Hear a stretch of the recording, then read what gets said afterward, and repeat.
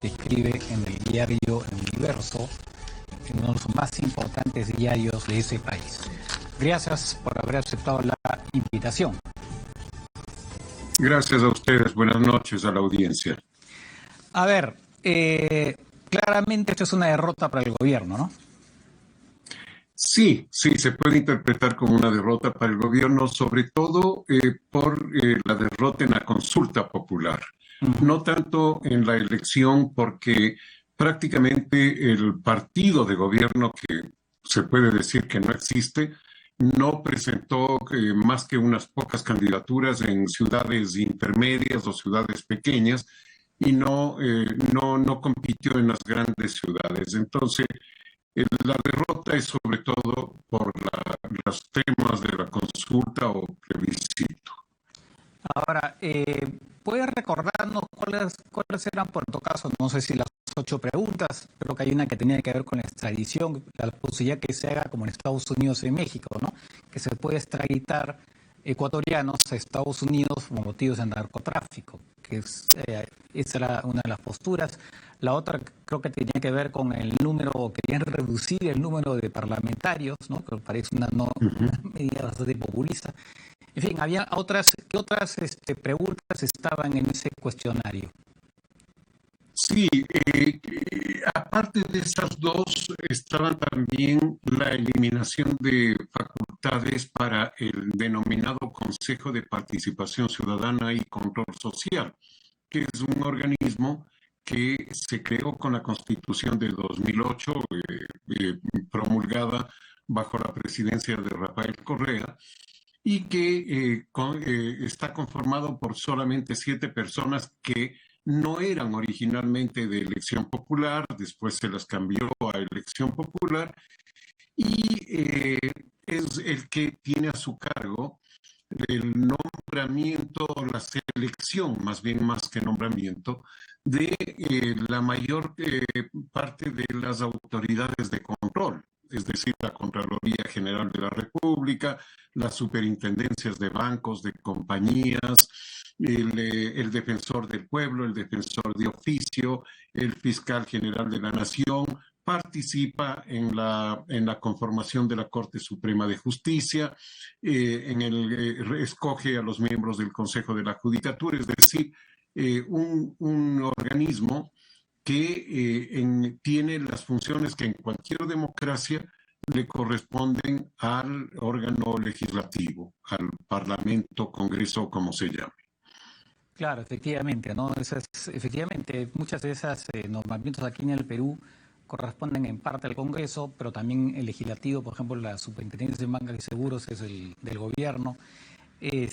Ahora, curiosamente, un detalle, él no planteó eliminar esa entidad, ¿no? Simplemente reducir sus facultades, por lo visto.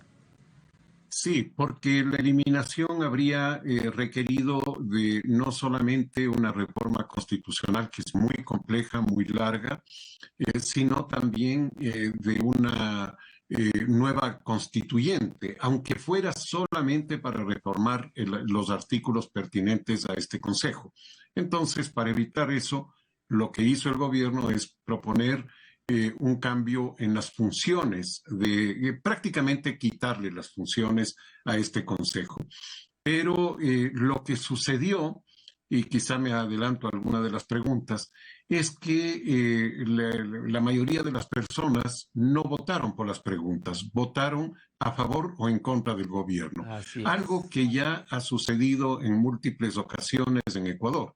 Ecuador es, si no me equivoco, el segundo país en América Latina, después de Uruguay, en utilizar esta forma de democracia directa, que es la consulta popular, que es el referéndum o plebiscito, y siempre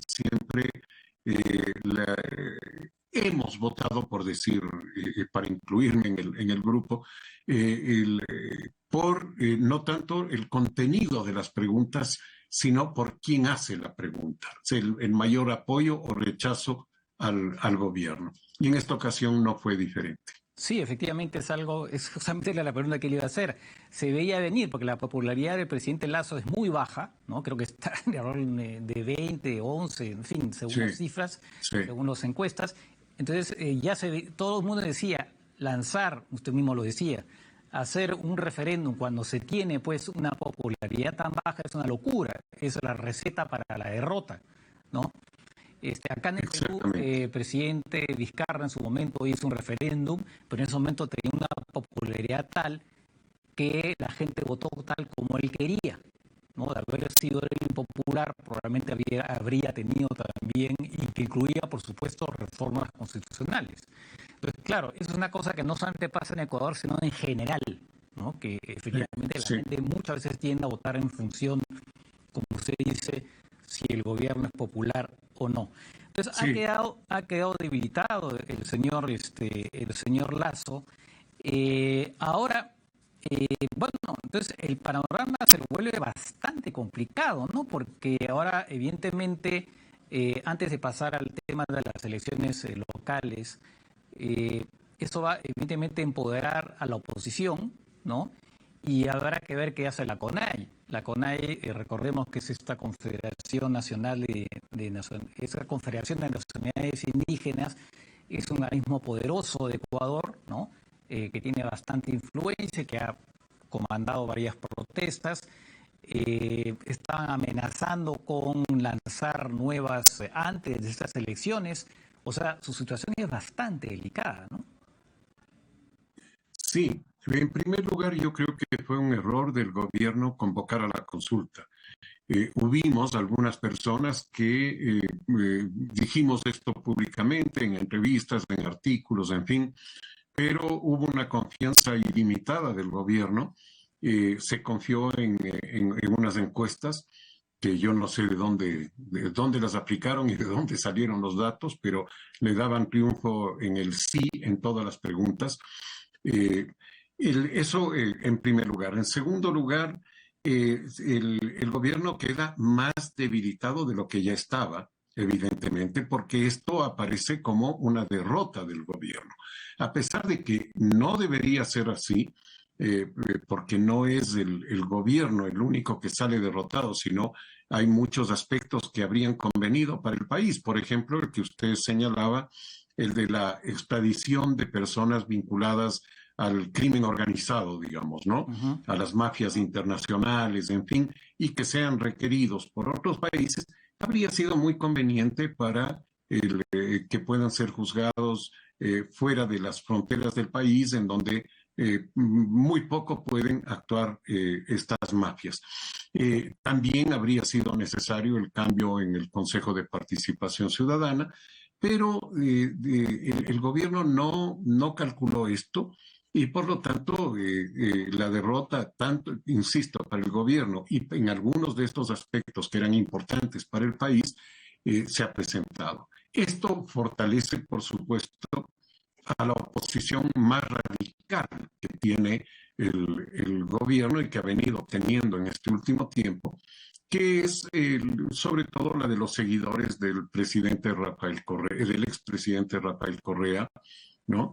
Y que logran una victoria importante en las provincias más grandes del país, en Guayas, donde está Guayaquil, en Manabí y en Pichincha, en donde está Quito. Y esto es significativo porque de alguna manera le da al correísmo insumos para la elección del año 2025, que esa sí será elección presidencial y legislativa.